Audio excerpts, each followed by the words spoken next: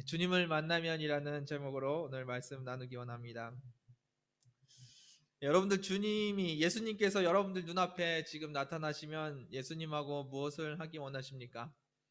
예수님이 내 마음속에만 이렇게 계시는지 안 계시는지 모르게 있는 게 아니라 눈앞에 진짜 예수님이 나타나시면 여러분들은 어떻게 하시겠습니까? 그리고 예수님과 어디를 가기를 원하십니까? 주님, 우리 집에 수도가 고장이 났는데 주님 집에 가서 수도 좀 고쳐주세요. 그런 부탁을 드릴까요? 집에 곰팡이가 좀 많이 낀 것 같은데 곰팡이 좀 제거해 주세요. 그런 부탁을 주님 앞에 드리시겠습니까? 아니면 제가 아는 사람이 지금 병원에 입원해 있는데 함께 가셔서 그 분을 좀 고쳐주시면 안 되시겠습니까? 주님 앞에 부탁을 드리겠습니까? 아니면 직장의 생활이 힘든데 함께 가셔서 직장 일 좀 처리해 주시면 안 되시겠습니까? 주님 앞에 그런 제안을 부탁을 드리시겠습니까? 저는 주님이 계시면은 주님 어떻게 할까 생각해 봤는데 여쭤볼 게 많이 있을 것 같습니다. 주님, 교회를 어떻게 운영해야 됩니까? 사역을 어떻게 해야 됩니까? 많이 여쭤볼 것 같습니다. 그런데 사실 주님이 저희 앞에 나타나시면 어떤 반응을 보일까요?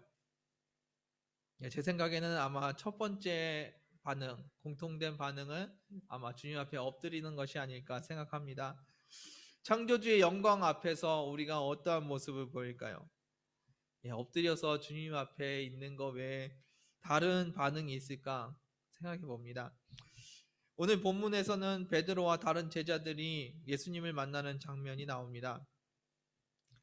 예수님께서 제자들을 찾아오십니다. 밤새 고기를 잡았던 베드로에게 오셔서 베드로의 배에 오르셔서 설교를 하십니다. 한참을 말씀을 하시더니 베드로에게 깊은 데로 가서 그물을 던지라고 말씀하셨습니다. 베드로의 지금 상황은 밤새 수고를 했고 고기를 잡지 못하고 있는 상황이었습니다. 그리고 배에서 그물을 싣고 있었습니다. 예수님께서 말씀하시는 동안 아마 거의 그물을 다 씻었던 것 같습니다. 그물을 다 씻어놨더니 예수님께서 깊은 데로 가서 다시 그물을 던지라고 말씀하십니다. 그 말씀에 의지해서 베드로는 다시 한번 나가보겠다고 하고 배를 뛰어나가는 장면이 오늘 본문의 말씀입니다. 6절 말씀 같이 한번 보겠습니다. 함께 읽겠습니다. 시작.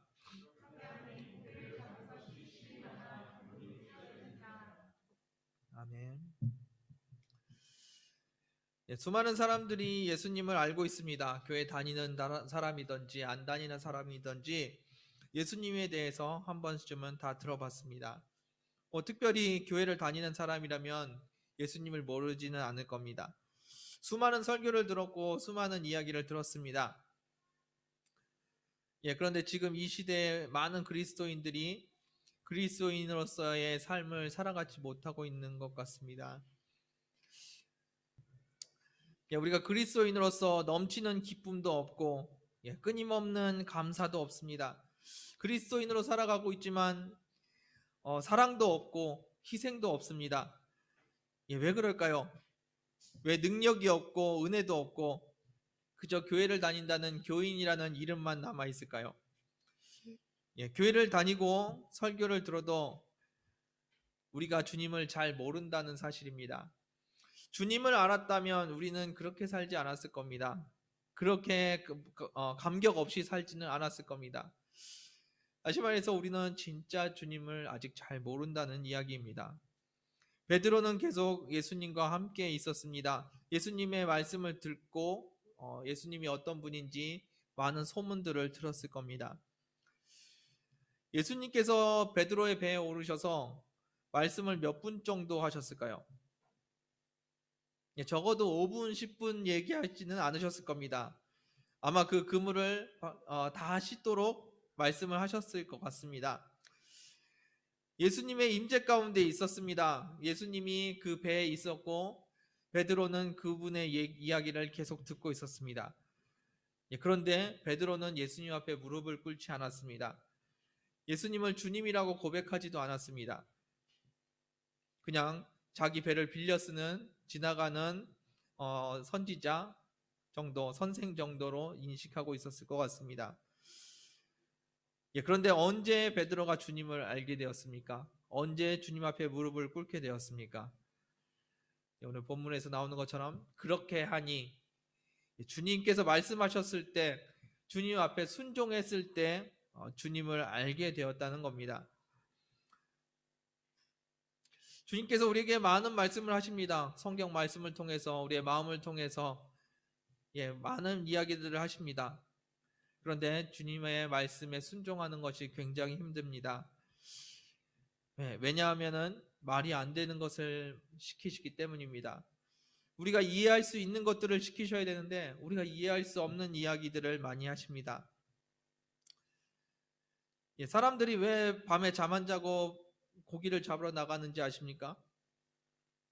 낮에 그만큼 고기가 안 잡히기 때문에 밤에 나갑니다. 낮에 고기가 잡히면 왜 밤에 힘들게 잠 안 자고 나가서 고기를 잡겠습니까? 다 낮에 안 잡히니까 밤에 잠 안 자고 나가서 하는 것입니다. 베드로는 태어나서 지금까지 낮에 고기를 잡으러 간다는 것은 상상도 못하고 자랐을 것 같습니다. 그런데 예수님께서는 해가 중천에 떴는데 작업이 다 끝났는데 고기를 잡으러 가라고, 다시 깊은 데로 가서 그물을 던지라고 이야기하십니다. 예수님께서는 우리가 이해할 수 없는 이야기들을 많이 하십니다. 원수를 사랑하라는 것이 말이 됩니까? 제가 종종 하는 말씀입니다. 원수는 어떻게 해야 되죠? 원수는 갚아야죠. 아멘. 원수는 갚아야 합니다. 원수를 갚으라고 말씀하셨으면 너무나도 이해가 잘 됐을 겁니다. 그 자신의 모든 것을 걸어서 아마 그 원수를 갚으려고 노력했을 겁니다. 그런데 예수님께서는, 성경은 뭐라고 말씀하시냐면 원수를 사랑하라고 합니다. 이 말이 이해가 되지 않기 때문에 우리는 사랑할 수가 없습니다. 원수를 어떻게 사랑하느냐고 우리는 반문하게 됩니다. 집에 월세 낼 돈이 없습니다. 그래서 주님 앞에 월세를 달라고 기도를 해야 됩니다. 그런데 주님께서는 뭐라고 말씀하시냐면 먼저 그의 나라와 그의 의를 구하라고 말씀하십니다. 가족이 아파서 죽어가고 있는데 예수님께서는 먼저 그의 나라와 그의 의를 구하라고 말씀하십니다. 이것을 어떻게 지킬 수 있습니까? 어떻게 순종할 수 있겠습니까? 주님께서 말씀하시는 것들이 이런 것들입니다. 주님께서는 우리가 할 수 없는 것, 하기 힘든 것들을 자꾸 말씀하십니다. 밤새 고기도 못 잡고 피곤한데 그물을 다 씻어놨는데 다시 깊은 곳에 가서 그물을 던지라고 합니다. 눈꺼풀도 무겁고 팔다리도 무겁습니다. 지금 나갔다가 다시 들어오면 또 다시 그 그물을 씻어야 합니다. 갈릴리 바다 가보셨는지 모르겠지만 그 작은 바다는 아닌 것 같습니다. 모터 달린 배를 타고 가도 꽤 갔던 기억이 납니다. 노를 젓는 배였으면 한참 시간이 걸렸을 겁니다. 그리고 그물을 내리고 그물을 걷어서 고기를 잡는 데까지 시간이 많이 걸릴 겁니다. 그리고 다시 들어와서 그물을 씻는 것, 고기를 처리하는 것, 굉장히 시간이 많이 걸릴 겁니다. 밤새 잠도 못 자고 고기를 잡고 온 사람에게 다시 시킬 일은 아니었던 것 같습니다. 이런 너무하신 말씀을 주님께서 말씀하십니다. 그래서 우리는 주님의 말씀에 순종하는 것이 쉽지가 않습니다. 하나님께서 기드온에게 수많은 병사들을 다시 집으로 돌려보내고 300명만 데리고 전투에 나가라고 합니다. 전투에 나가라고 하는데 준비물이 뭔지 기억나십니까? 기드온이 300명과 함께 나아갔던 전투에서 가지고 갔던 준비물, 칼을 준비하고 창을 준비하고 활을 준비하라고 하면 이해가 됩니다. 그런데 뭘 준비했냐면 횃불을 준비하고 항아리를 준비했습니다. 그리고 나팔을 들고 갔습니다. 300명으로 3만 명이 넘는 적군을 싸워야 하는 상황에서 준비물은 횃불과 항아리, 나팔이었습니다. 여러분들이라면 그 전투에 나가시겠습니까? 그런데 하나님의 말씀에 순종하면 그 결과가 어떻습니까? 오늘 본문의 말씀처럼 잡은 것이 심이 많아 그물이 찢어지는지라. 이것이 결론입니다. 여러분들 주님을 알기 원하십니까? 주님의 놀라운 일을 경험하기 원하십니까? 그렇다면 주님의 말씀에 귀를 기울여 보십시오. 그리고 그 말씀에 순종해 보십시오. 왜 우리가 주님을 모를까요? 수많은 이야기를 듣고 수많은 설교를 들었는데 왜 우리는 아직도 주님을 모른다는 이야기를 들을까요? 그것은 우리가 주님의 말씀에 별로 순종하는 것이 없기 때문인 것입니다. 주님 앞에 온전히 순종했다면 우리는 더 많은 주님을 알게 되었을 겁니다. 그러나 우리는 주님 앞에 순종할 수가 없습니다.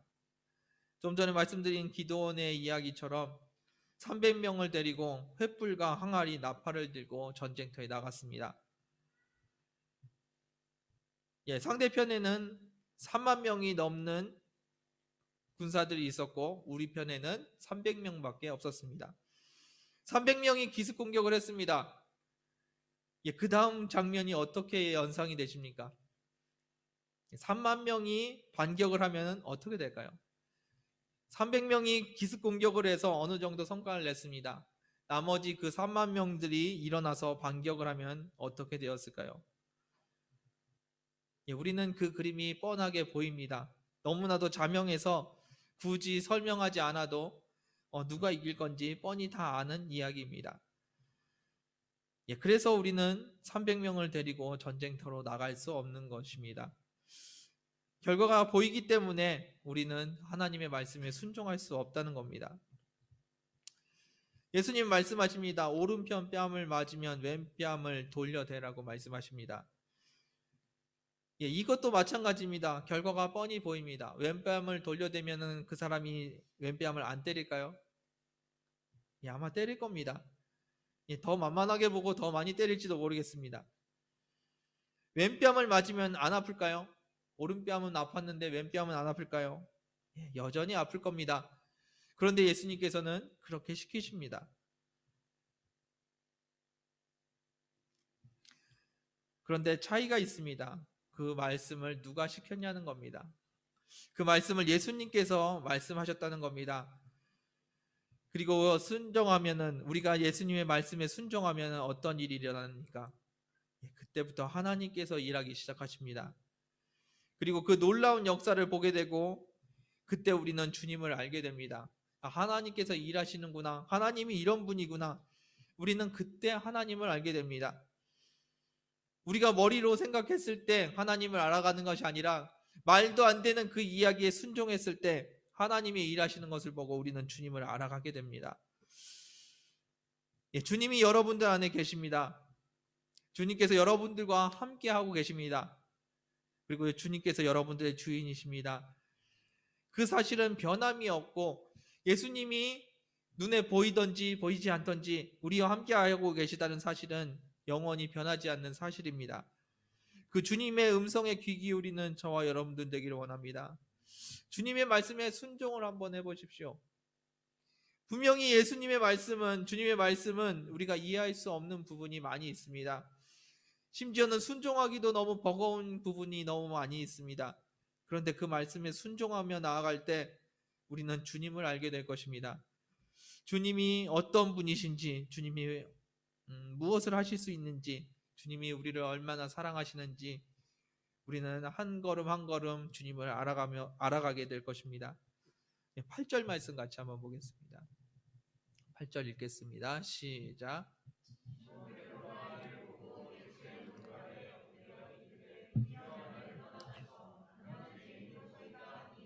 아멘. 처음에 말씀드렸던 것처럼 주님의 임재가 느껴졌을 때, 주님의 임재를 경험하면 우리는 어떠한 반응을 보이겠습니까? 아마 이 베드로와 같은 반응이지 않을까 생각해 봅니다. 여러분들이 예수님을 만나면 어떠시겠습니까? 그동안 응답받지 못했던 기도 제목을 다 들고 나와서 주님 이것 좀 해주세요라고 말씀하시겠습니까? 아니면 그동안 주님께서 나에게 좀 해주셨으면 하는 선물들을 가지고 나와서 주님 이것 좀 해주세요 라고 말씀하시겠습니까? 주님 핸드폰 하나만 해주세요 이렇게 기도하시겠습니까? 예, 우리가 주님을 만나면 처음 나타나는 현상, 말씀드렸던 것처럼 무릎을 꿇고 주님 앞에 엎드리는 것입니다. 예, 주님은 아무 말씀도 안 하셨는데 주님의 영광과 창조주의 영광 앞에서 우리는 엎드려집니다. 무릎을 꿇게 되고 하나님 앞에 아무것도 할 수 없게 되는 것이 우리 인간입니다. 주님 이거 해주세요. 주님 저거 해주세요. 예, 주님을 못 만났다는 이야기가 아닐까 생각해 봅니다. 주님 앞에 엎드려서 우리가 할 수 있는 말, 주님 저는 죄인입니다. 예, 그것이 우리가 할 수 있는 전부가 아닐까 생각해 봅니다. 여러분들도 경험이 있으실 것 같은데요. 어렸을 때 기도원 가서 주님을 만나달라고 기도했던 그런 기억들이 있을 겁니다. 예, 그리고 그런 주님을 만나서 눈물을 쏟으며 회개했던 기억이 있을 겁니다. 예, 주님 만나달라고 해서 주님께서 나를 만나주셨는데 눈에서는 눈물이 멈추질 않습니다. 그리고 그동안에 잘못했던 것들이 생각이 납니다. 예, 생각이 안 나도 내가 죄인이라는 것은 변함없이 알 수 있는 것 같습니다. 주님 앞에 눈물을 흘리면서 내가 죄인이라고 통곡을 하고 있습니다. 내가 뭘 잘못했는지도 모르지만 나는 죄인인 것이 확실하게 깨달아집니다. 여러분들도 그런 경험들이 있을 것 같습니다. 주님은 아무 말씀도 안 하셨는데 내가 내 마음대로 산 것이 죄송하고 주님 없이 산 시간들이 너무나도 주님 앞에 죄송해서 회개의 눈물을 흘린 적이 있습니다. 예, 그 다음은 주님이 지신 십자가, 그 십자가 때문에 감격해서 또 눈물을 흘립니다. 그 십자가가 너무 감사해서 눈물을 흘립니다. 예, 그것이 주님을 만났던 우리들의 모습이 아닌가 생각해 봅니다. 주님은 아무 말씀도 안 하셨는데 그냥 나를 만나 주시기만 하셨는데 마음에 감격스럽고 평안이 찾아옵니다. 세상에 아무것도 필요 없을 것 같고 주님 한 분만으로, 진짜 주님 한 분만으로 만족할 수 있을 것 같은 마음이 듭니다. 예, 그냥 주님의 존재만으로, 주님이 나를 만나 주셨다는 그것만으로 나는 죄인인 것이 분명해지고 그분이 얼마나 감사한 분인지, 얼마나 감격스러운 분인지 느끼게 됩니다. 주님의 존재, 주님의 임재, 그것이 바로 그런 것입니다. 주님의 임재 자체가 감격이고 우리의 삶의 변화입니다. 여러분들 그런 주님을 만나시기를 주님의 이름으로 축원드립니다. 10절 말씀 같이 한번 보겠습니다. 10절 말씀 읽겠습니다. 시작.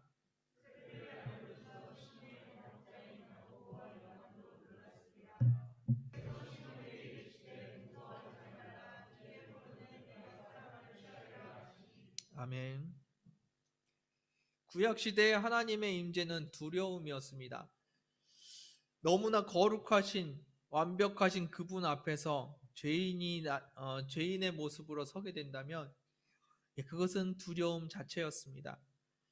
하나님의 영광 앞에서 인간의 모습은 그냥 불타 없어질 마른 풀과 같은 존재로 느껴질 겁니다. 그래서 사람들은 하나님 앞에 하나님의 임재 안에 나아가는 것을 굉장히 두려워했습니다. 그래서 구약 시대에는 소수의 택함 받은 사람들만 하나님 앞에 나아갔습니다. 예를 들면 모세 같은 사람, 그런 사람들만 주님 앞에 나아가고 주님의 말씀을 모세가 다시 돌아와서 전해주는 것들을 볼 수 있습니다.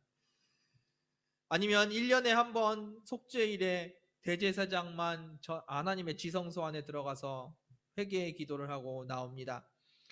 그렇게 하나님의 임재라는 것은 굉장히 두려운 대상이었습니다. 왜냐하면 우리가 죄인이기 때문입니다.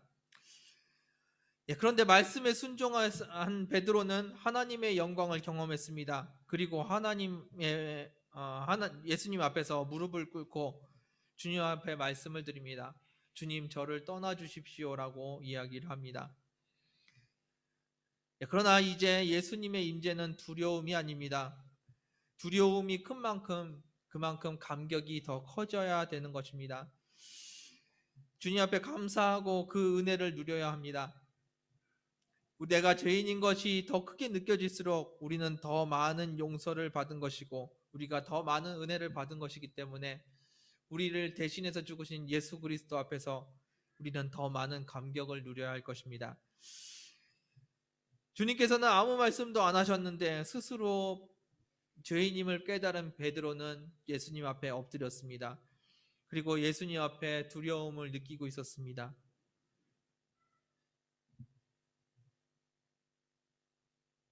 그때 예수님께서는 베드로에게 두려워하지 말라고 말씀하십니다. 그리고 베드로에게 사명을 주십니다. 내가 앞으로는 사람을 취할 것이다. 내가 앞으로 너를 만들어 갈 것이다. 내가 너를 인도할 것이다. 라고 약속을 해주십니다. 베드로는 자신이 죄인인 걸 느꼈습니다. 우리도 예수님 앞에 서면 우리가 죄인이라는 것을 느낍니다. 그러면 죄인은 어떠한 대접을 받아야 되는 존재일까요? 죄인은 주님 앞에서 죽음을 당해야 되는 존재입니다. 당연히 죽어야 될 존재인데 예수님께서 우리에게 어떻게 말씀하시냐면 사명을 주신다는 겁니다. 왜냐하면 우리가 죄인이라는 것을 알고 있기 때문에 그리고 그 죄가 용서받았기 때문에 우리가 주님 앞에서 은혜를 받았기 때문에 예수님께서 우리에게 죽음을 내리시는 것이 아니라 우리에게 사명을 내리십니다. 그 은혜를 알기 때문에 주님을 알기 때문에 우리에게 사명을 맡기신다는 겁니다. 주님을 아는 자들에게 하나님께서 사명을 맡기시는 줄 믿습니다. 여러분들 주님의 임재 가운데 거하십시오. 그 임재는 감격이고 감사하고 은혜입니다. 예수님의 은혜 안에 거하시는 저와 여러분들 되기를 원합니다. 11절 말씀 보겠습니다. 읽겠습니다. 시작.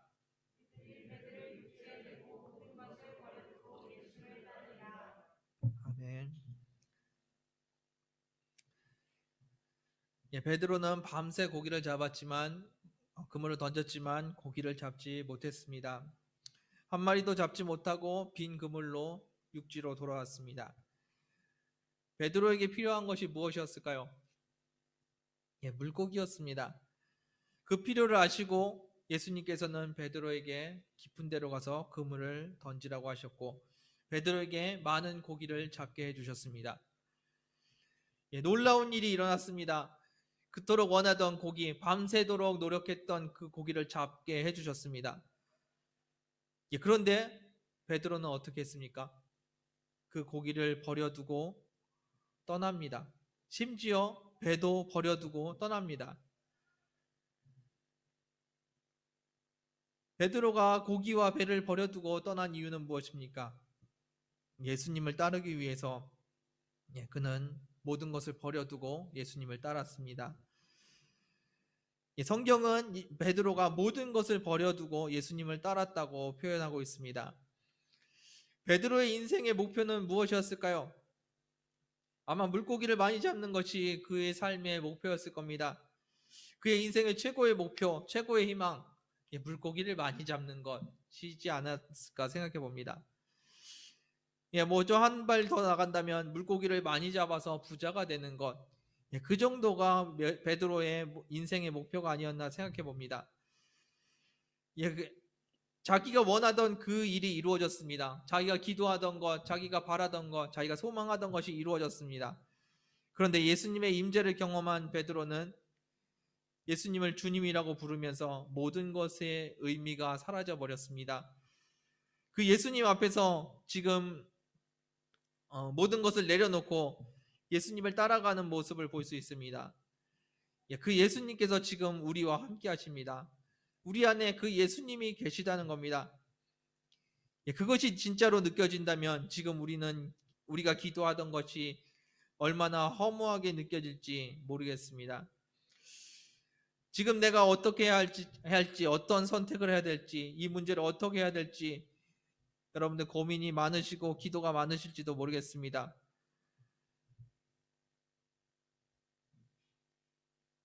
그런데 주님의 임재가 느껴지니까 주님의 임재가 감격으로 느껴지니까, 주님의 임재가 나에게 평안을 주니까 그 문제가 아무것도 아니라는 느낌이 듭니다.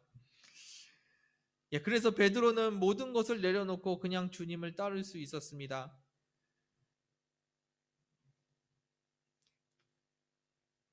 그리고 주님을 만났을 때 우리는 왜 그렇게 이 문제를 붙들고 있었는지 후회하게 될지도 모르겠습니다. 여러분들 주님을 한번 바라보십시오. 눈앞에 주님이 없다고 주님이 이곳에 안 계신 것이 아닙니다. 여러분들이 주님을 영접했을 때 여러분들 안에는 이미 예수님께서 찾아오셨습니다. 주님께서 여러분들 안에 계시는데 우리는 왜 자꾸 주님 말고 다른 것을 구하고 있을까요? 우리가 아직 주님을 잘 모르기 때문이 아닐까 생각해 봅니다. 여러분들 주님을 바라보십시오. 주님 한 분만으로 충분하고 주님 한 분만으로 만족할 수 있는 것, 그것이 바로 우리 주님이십니다. 세상 모든 것의 주인 되시고 모든 것을 가능하신 분이십니다. 그분이 지금 여러분들과 함께 하십니다. 그런데 왜 우리는 이렇게 힘들게 살아가고 있을까요? 우리가 주님을 아직 잘 모르기 때문일 겁니다. 여러분들 이 시간에 주님을 더 알아가기를 원합니다. 주님을 알아가는 것은 공부를 많이 하라는 말이 아닙니다. 주님을 알아가는 것은 순종하라는 말씀입니다. 주님의 말씀에 순종할 때 우리는 주님을 경험하게 되고 주님을 알아가게 될 것입니다.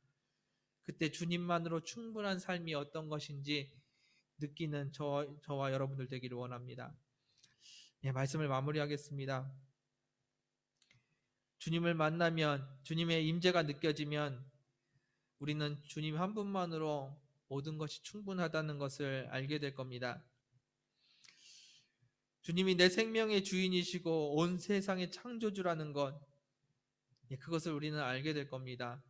그리고 그것을 알게 된다면 지금 우리가 주님 앞에 구하는 기도 제목들이 얼마나 초라한 것들이었는지 느끼게 될 겁니다. 마치 물고기를 구했던 베드로가 예수님을 만나고 모든 물고기와 배를 버려두고 따라갔던 것처럼 우리가 진짜 예수님을 만나면 우리가 구하는 이것들을 다 내려놓고 예수님을 따라가게 될지도 모르겠습니다. 베드로는 물고기가 필요했습니다. 그래서 물고기를 구했고 예수님께서는 물고기를 주셨습니다. 물고기와 주님이 있었을 때 베드로는 물고기가 아니라 주님을 따라갔습니다. 심지어는 배까지도 버리고 주님을 따라갔습니다. 그 전에 베드로의 목표는 물고기를 많이 잡는 것이었을 겁니다. 그런데 이제는 주님을 따르는 것이 베드로의 삶의 모든 목표가 되었습니다. 그리고 주님께서 주신 사람을 취하는 그것이 베드로의 삶의 소망이 되었고 목표가 되었습니다. 그 베드로는 언제 예수님을 만났습니까? 예수님의 말씀을 들었을 때? 아니면 고기를 잡으러 나갔을 때? 아닙니다. 베드로가 예수님을 만난 것은 말씀에 의지했을 때입니다.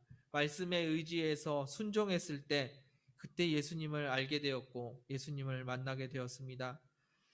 순종함으로 주님을 만나고 주님의 임재와 은혜를 경험하시는 저와 여러분들 되기를 원합니다. 순종 없이 주님을 알 수는 없을 겁니다.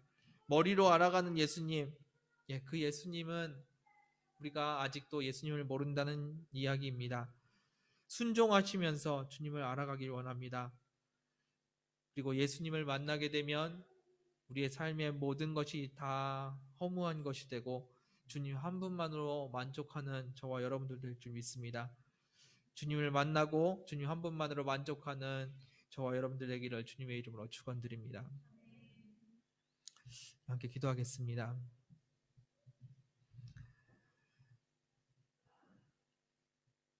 주님 감사합니다. 주님을 나의 주인이라고 영접하고 주님이 나를 다스려 달라고 기도하면서 지금까지 살아왔습니다. 그러나 눈앞에 보이는 문제들과 눈앞에 보이는 목표들 때문에 주님을 따르지 못했고 주님께 순종하지 못했습니다. 이제 주님 나의 삶을 돌아보니 내가 아직도 주님을 잘 모르는 것 같습니다.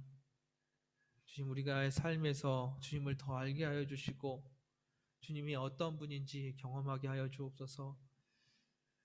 내 삶이 주님을 알아가게 하여 주시고 주님 한 분만으로 만족할 수 있는, 주님 한 분만으로 충분하다고 고백할 수 있는 우리의 신앙이 되게 하여 주옵소서. 세상의 헛된 것들을 붙들고 괴로워하고 있는 것이 아니라 세상의 모든 것 대신 예수 그리스도를 붙들고 감격할 수 있도록 은혜 허락하여 주옵소서. 주님 간구합니다. 이 시간에 우리를 다시 한번 만나주시고 주님을 알아가는 이 시간 되게 하여 주옵소서. 주의 말씀에 순종하는 저희들 되게 하여 주옵소서. 주님의 임재 가운데 거하기를 원하오며 감사드리며 예수님의 이름으로 기도드렸습니다. 이 시간에 함께 찬양하면서 기도하길 원합니다. 우리의 입술은 주님이 나의 모든 것이라고 고백하고 있지만 나의 삶은 주님 말고 더 많은 것들을 구하고 있음을 고백합니다. 이 시간에 다시 한번 주님을 바라보기 원하며 주님을 알기 원합니다. 주님, 나에게 주님을 가르쳐 주옵소서. 나에게 예수님을 가르쳐 주옵소서.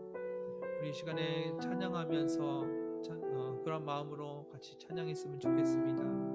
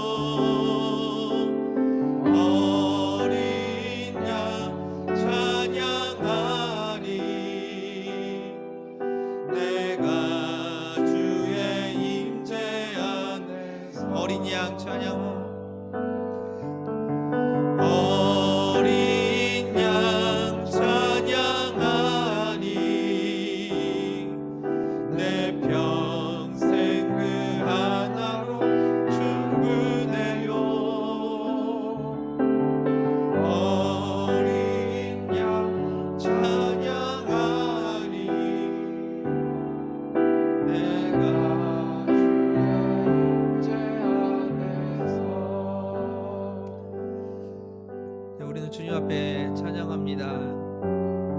주님 한 분만으로 충분하다고 찬양합니다. 기도합니다. 그런데 진짜 우리가 주님만으로 만족하며 주님만으로 충분한 삶을 살아가고 있습니까? 이 시간에 그것을 회개했으면 좋겠습니다. 입술로는 주님만으로 충분하다고 고백하면서 내 삶은 더 많은 것들을 구하고 있던 나의 모습을 주님 앞에 돌이키기 원합니다. 주님 용서해 주시고 진짜 주님을 알게 하여 주옵소서. 내가 주님을 알지 못하여 자꾸 다른 것들을 구합니다. 주님 한 분만으로 만족한 삶이 아니라 주님도 있어야 되고 세상의 것들도 있어야 되는 나의 삶을 돌아봅니다. 주님 나를 용서해 주시고 주님 한 분만으로 만족한 것이 무엇인지 가르쳐 주옵소서. 내 안에 예수 그리스도만으로 만족하는 것이 무엇인지 가르쳐 주옵소서. 함께 기도하기를 원합니다. 기도하겠습니다. 주님, 이 시간에 주님 앞에 엎드립니다. 이 시간에 나를 만나주시고 주여 임재 가운데 거하게 하여 주옵소서. 주님의 임재 가운데 거하게 하여 주시고 주님을 알게 하여 주옵소서. 주님을 알게 하여 주옵소서. 주님을 알게 하여 주옵소서. 내가 아직도 주님을 잘 모르고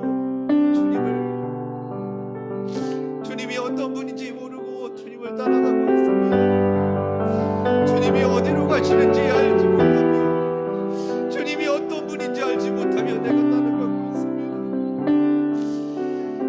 주여, 나를 주님을 알게 하여 주옵소서. 주님이 어떤 분이신지 내가 깨달아 알게 하여 주옵소서. 미련한 종을 용서하여 주시고 주님을 더 알게 하여 주옵소서. 주님이 어떤 분이신지 내가 깨달아 알기를 원합니다. 주여, 내가 주님 앞에 간구합니다. 주님 한 분만으로 만족하는 것이 어떤 것인지 내게 가르쳐 주옵소서.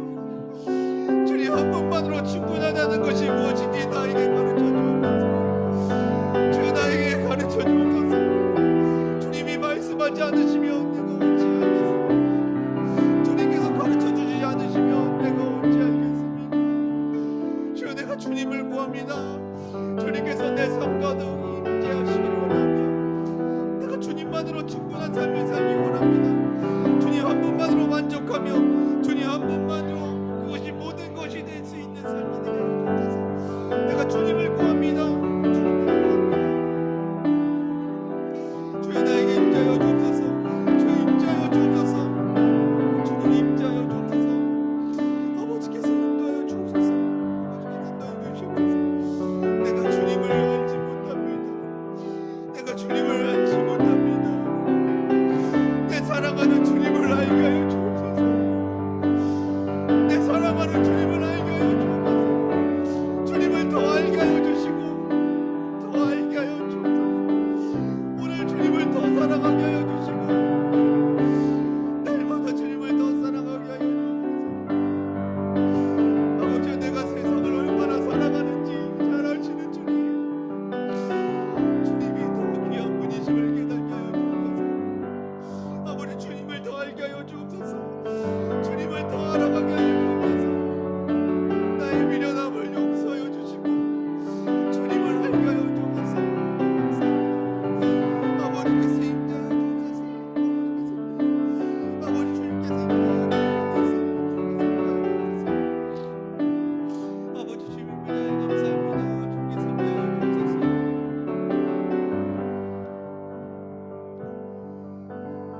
어린 양 찬양하리.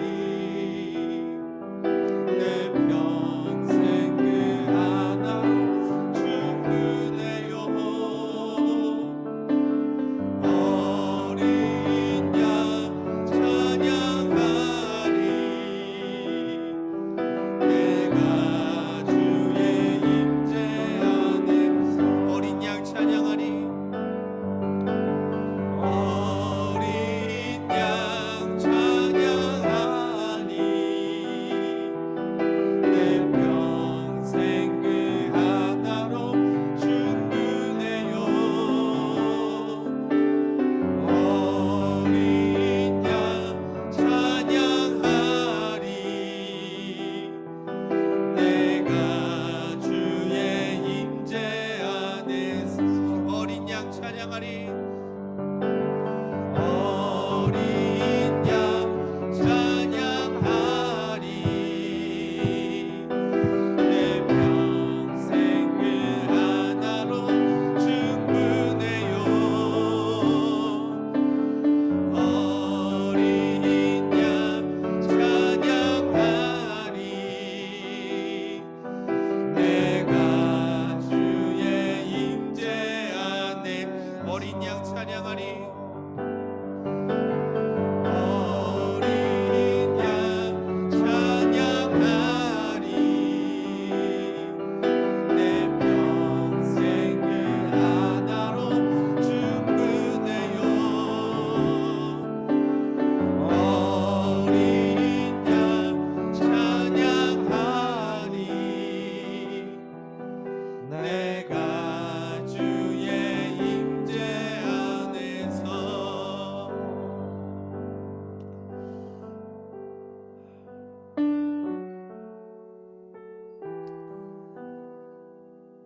다시 한번 주님 앞에 간구하기 원합니다.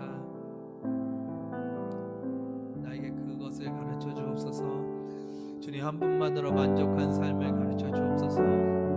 내가 사랑하는 그 주님을 더 알게 하여 주시고 그 주님 안에서 충분한 그 삶을 살게 하여 주옵소서. 주님만으로 만족하는 것이 무엇인지, 주님 안에서 감격하는 것이 무엇인지, 주님 안에서 평안을 누리는 것이 무엇인지 나에게 가르쳐 주옵소서.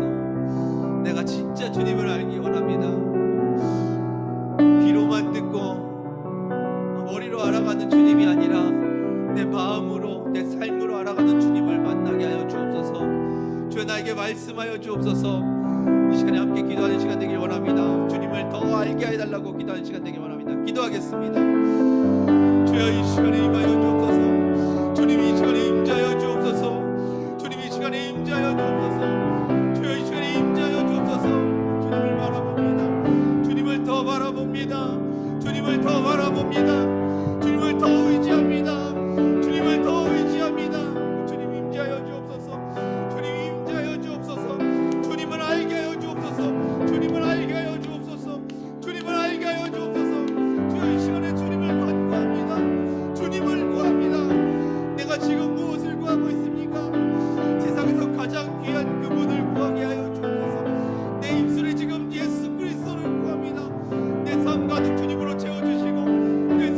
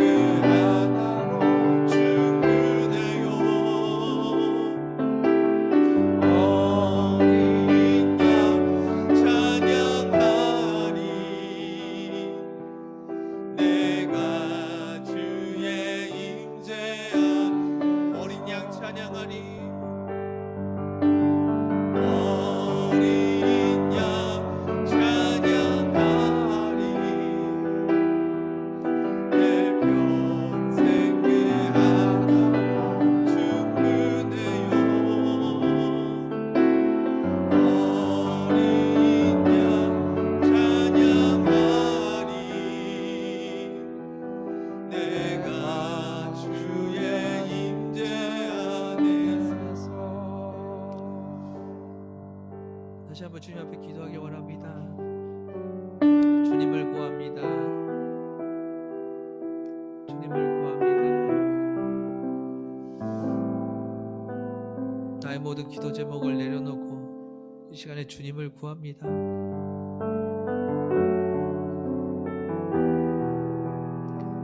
모든 것을 내려두고 주님을 따랐던 베드로처럼 내게 있는 모든 문제를 내려놓고 주님만을 구합니다. 주님, 나를 가득 채워주시고 내 안에 모든 것이 되어 주옵소서. 주님, 나의 주인 되어 주시고 나의 생명 되어 주옵소서. 내가 주님을 구합니다. 이 시간에 다시 한번 기도하는 시간 되길 원합니다. 함께 기도하겠습니다. 아버지 감사합니다. 주님께서 임재하여 주시고 아버지께서 임재하여 주옵소서. 아버지께서 임재하여 주옵소서. 주님만을 구합니다. 주님만이 나의 하나님이시고 주님만이 나의 모든 것입니다. 주님만이 나의 모든 것입니다. 주님만이 모든 것입니다. 주님만이 모든 것입니다. 주님만이 모든 것입니다. 주님만이 나의 모든 것입니다.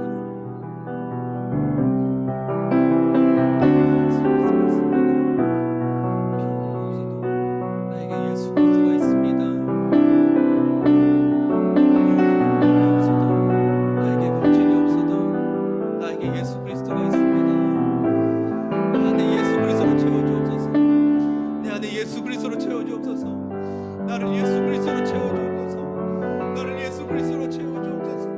예수 그리스도가 나의 전부가 되길 원합니다. 예수 그리스도를 더 사랑하게 하여 주시고 내 안에 예수 그리스도를 더 채워주옵소서. 예수 그리스도가 내 안에 가득 채워주옵소서. 내가 무엇을 구합니까? 주님을 구하게 하여 주옵소서. 주님만이 나의 하나님 되게 하여 주옵소서. 주님만이 나의 주인 되게 하여 주옵소서. 주님만을 사랑하는 이 시간 되게 하여 주옵소서. 주님을 더 사랑합니다. 주님을 더 사랑합니다. 주님을 더 사랑합니다. 주님을 더 사랑합니다. 주님만 더 사랑합니다. 아버지, 주님을 더 사랑합니다. 주님만 더 사랑합니다. 주님만 더 사랑합니다.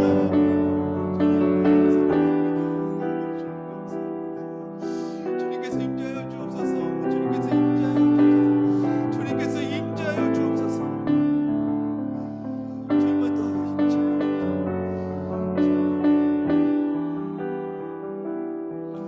내 평생 그 하나로 충분해요. 어린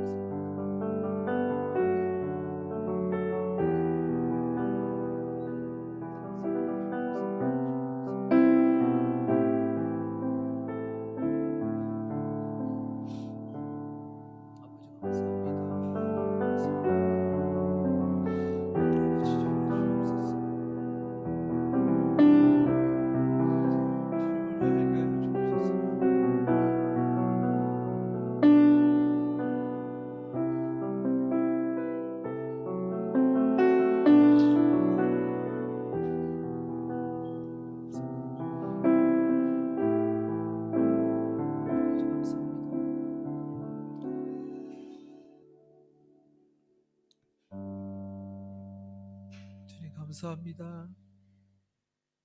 우리 안에 찾아오시고 우리를 만나주셔서 감사합니다.